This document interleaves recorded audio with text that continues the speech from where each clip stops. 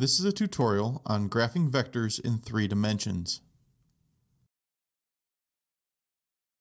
If we're going to graph vectors in 3 dimensions, we first have to know how to graph points in 3 dimensions. Typically, when we have 3 dimensions, we have an x, a y, and a z axis, one for each direction, or each dimension. The y-axis is usually drawn pointing to the right, the z-axis goes up, and then the x-axis comes down this way.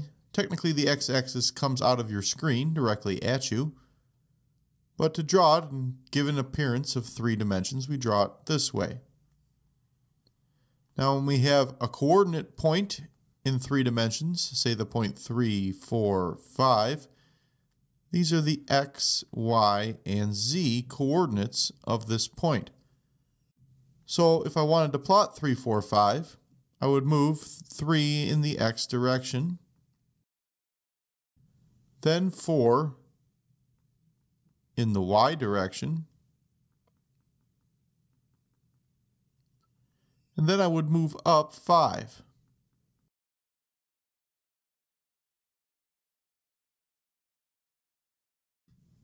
Till we hit a point about here. This would be the point 3, 4, 5. Now when we start graphing in 3 dimensions, here I have the point 0, 0, 4, the point 4, 0, 4. Here I have a point 0, 4, 4. Well, every point on this plane right here has the z value of 4. Doesn't matter what x or y coordinate these points have, the z is always 4. So we would call this the z is equal to 4 plane. This blue one here, this is the y is equal to 4 plane. And in green, that's the x is equal to 4 plane. Now here, I have the point 3, 2, 4, and it's graphed in the 3-dimensional plane, and it has this blue vector pointing at it from the origin. So this is a position vector. Now, if you can imagine looking straight down at the x and y plane, and if you had no depth perception, this vector would look something like this. It has an x-coordinate of 3 and a y-coordinate of 2. Or it moves 3 in the x and 2 in the y. Now, if instead you looked down the y-axis at the xz plane, and you had no depth perception, your vector would look something like this. It has a z-coordinate of 4 and an x-coordinate of 3. This vector moves 3 in the x and 4 in the z. Notice that it looks a little bit different than our previous view, or how we previously viewed the vector. Now lastly, let's look at it in that direction. So we're looking at the zy plane. Well, all I can see is the change in z and the change in y. It's got a y-coordinate of 2 and a z-coordinate of 4. So now my vector looks something like this. All 3 of these images show the same vector. Each one, though, ignores one of the possible dimensions that this vector is drawn in. So when you deal with vectors in 3 dimensions, lots of times you will do your mathematics with these 2-dimensional drawings. But it's always important to graph your vector in 3 dimensions and to understand how or in what direction that vector is moving. So now let's try using the distance formula in 3 dimensions. Typically when we have a distance formula, we just deal with this segment of the distance formula. But now that we're doing this in 3 dimensions, all we do is tack on the change in z squared underneath the square root. So let's find the distance from the origin to this point 3, 2, 4. Well, our distance then is equal to the square root of our change in x. Well, we're going to point with an x value of 3, and we're starting at an x value of 0. So 3 minus 0 squared plus our final y value is 2, and our initial one is 0, so 2 minus 0 squared, and then plus our change in z. So our final z value is 4, our initial one is 0, so our distance is equal to the square root of 3 squared plus 2 squared plus 4 squared. Or we can say our distance is equal to the square root of 9 plus 4 plus 16. And that means our distance is equal to the square root of 29, which is approximately 5.39. So whenever you're using the distance formula in 3 dimensions, it's exactly the same, except you include this z2 minus z1 squared underneath the square root. The change in x, the change in y, and then the change in z. Now when we write a 3-dimensional vector in standard notation, we would say vector A is equal to x times this I hat plus y times this j hat. But when we have a 3rd dimension, it's the z dimension, so the amount we move in z, times this k with a hat on it. This would be our position vector. Remember, our position vector starts at the origin. So a vector that goes from the origin to the point 3, 4, 2, this vector would be written as 3i hat plus 4j hat plus 2k hat. Now, if your vector is not written, so it's at the position, you can find the amount it moves just like you normally would, and then you add on this z2 minus z1 times k hat. So if I wanted to find the equation for this vector here, I'm starting at 4 and I'm going to 1. So A would be equal to 1 minus 4 times I hat plus, now I'm starting at 5 and going to 2, so 2 minus 5j plus starting at 5 and going to 0 in the z, so 0 minus 5k. So this vector here would be written in standard form as negative 3 I hat minus 3 j hat minus 5 k hat. So that's how you write vectors in standard notation that are in 3 dimensions. Now if you want to find the magnitude of a vector in 3 dimensions, you can just use the distance formula. Now if the vector is already written in standard notation, all you do is take the square root of the amount the vector moves in the x direction squared, plus the amount it moves in the y direction squared, plus the amount it moves in the z direction squared, and then the square root of that sum. Now here I have a vector that's not written in standard notation. So instead I'll use the distance formula, and the absolute value of this vector, which I'm going to call A, that's equal to, and here I use the distance formula. I'm going to 1, I'm starting at 4 in the x, so 1 to 4 squared, plus, I'm starting at 5 in the y and ending at 2, so 2 minus 5 squared. And then add on the z. Starting at 5 and going to 0, so 0 minus 5 squared.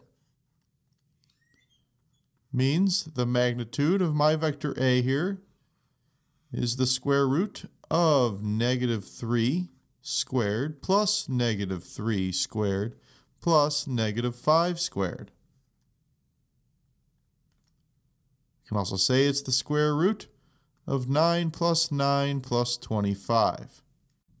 So the magnitude of this vector, which I'm calling A, that's equal to the square root of 43. And if you're curious, that's 6.56, approximately. So that's how you find the magnitude of a vector in 3 dimensions. So now let's talk about the direction angles of a 3-dimensional vector. Here I have a vector coming from the origin to its final point. Now if you imagine that this vector made a plane with the z-axis. The angle along this plane between the z-axis and our vector, this is the angle gamma. We call this the angle off the z-axis. Well, the cosine of this angle, that's always equal to the amount this vector moves in the z direction, so its z coordinate, divided by its magnitude.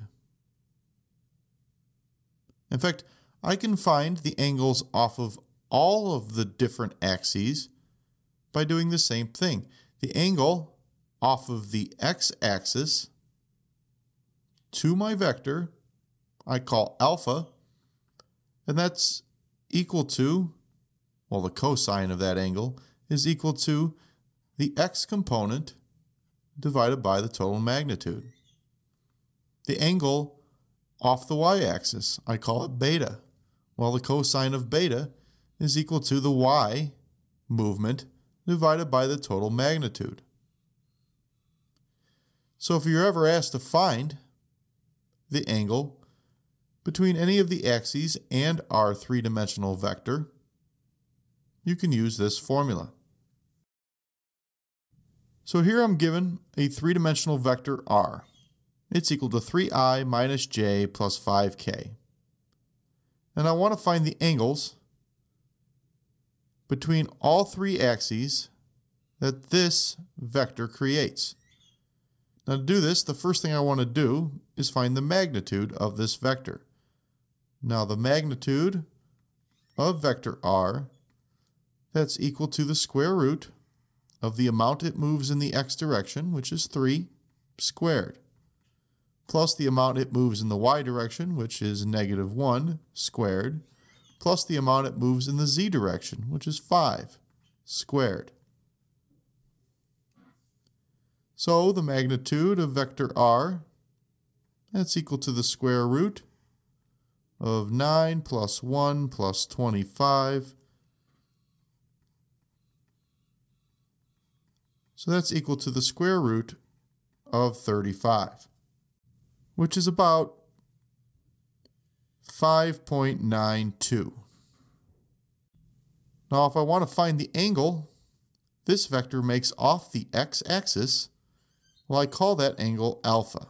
And I know the cosine of alpha, that's equal to the amount we move in the x, which is 3, over my total magnitude, which is the square root of 35. So the cosine of alpha, that's equal to about 0.5071. Take the inverse cosine of both sides and you'll find that alpha, that's equal to about 59.5 degrees. Do the same thing to find our angle off the y-axis, which is beta. the cosine of that angle beta is equal to the amount we move in the y, which is -1, over our magnitude, which is the square root of 35. And that means that beta, that's equal to about 99.7 degrees. One more to go. The angle off the z-axis, or our gamma angle, the cosine of gamma, that's equal to the amount we move in the z, which is 5, divided by the total magnitude, which is the square root of 35. That means gamma is approximately 32.3 degrees. So these are the angles that this vector makes with the x, y, and z axes. So now let's talk about adding and subtracting vectors that are in 3 dimensions. Normally, when we add vectors in 2 dimensions, we just add their x values and then we add their y values. Well, now that these are written in 3 dimensions, we just add their z values as well. So if I wanted to add vector A to vector B, and vector A was equal to -2i hat plus 5j hat minus 3k hat, and vector B was equal to 7i minus 2j minus 1k, all I do is take my x values and add them. So 7 plus a -2 and multiply that by my I hat. Then I take my y values, 5 and -2, and I add them. I multiply that by my j hat. Then lastly, I take my z values, -3 and -1, and I add them. I multiply that sum by my k hat. So vector A added to vector B, that would be equal to 7 plus -2 is 5, so 5i hat, plus 5 plus -2 is 3, so 3j, plus -3 plus -1 is a -4, so -4k. And that would be our solution. Now, if we wanted to multiply a vector by a scalar, before, we would just take that number and we would multiply it by every piece of our vector. So if vector A is equal to axi plus ayj plus azk, and we wanted to multiply that by n, then we would just take the amount that vector moves in the x direction and multiply that by n. The amount this vector moves in the y direction and multiply that by n. And the amount it moves in the z direction, we also multiply that by n. So let's practice this. Let's take vector A, which is 4i minus 3j plus 7k, and multiply it by the scalar 3. Well, n times our vector A would be equal to the amount it moves in the x, so 4, times our n value, so 3. Plus the amount it moves in the y, so -3, times our n value of 3. Plus the amount it moves in the z direction, in this case 7, and then times our n value of 3. You can think of this as distributing the n value to each term.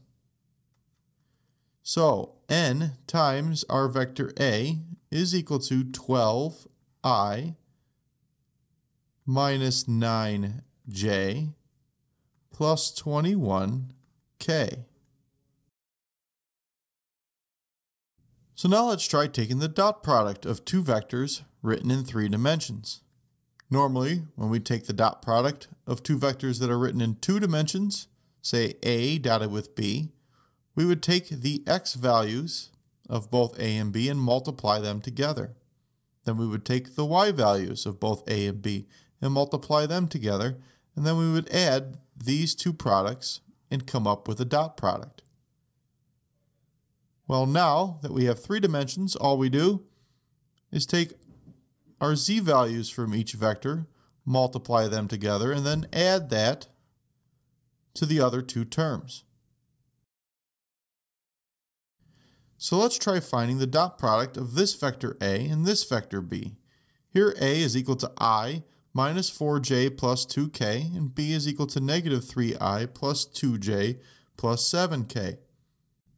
So the dot product of these two vectors,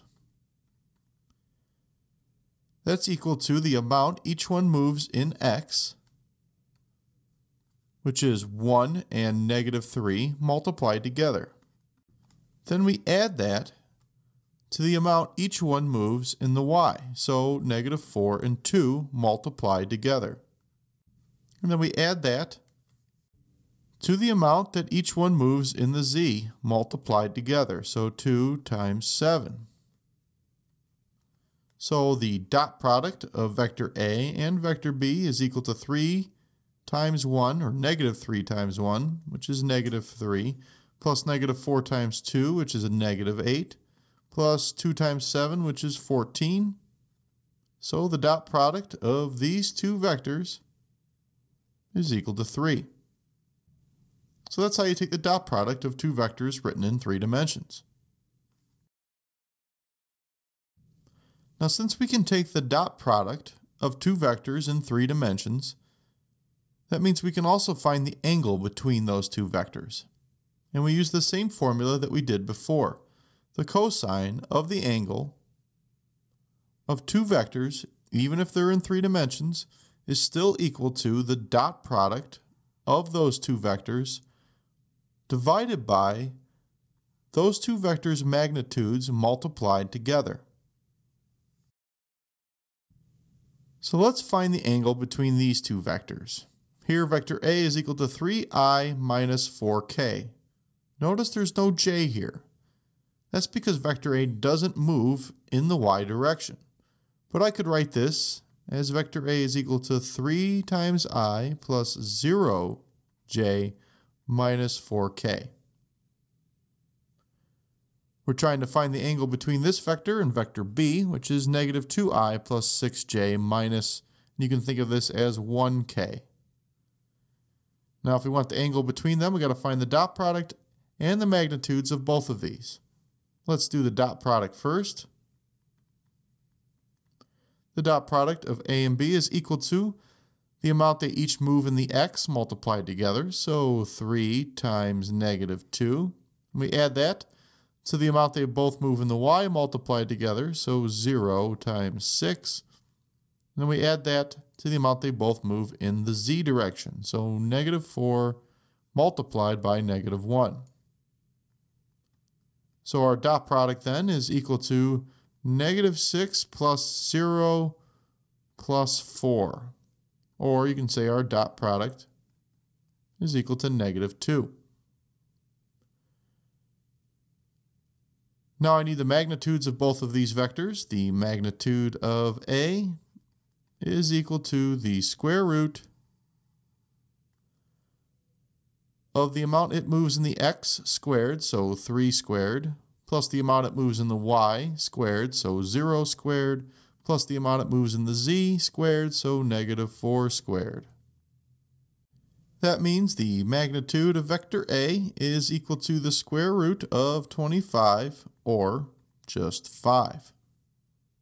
Now I need the magnitude of vector B.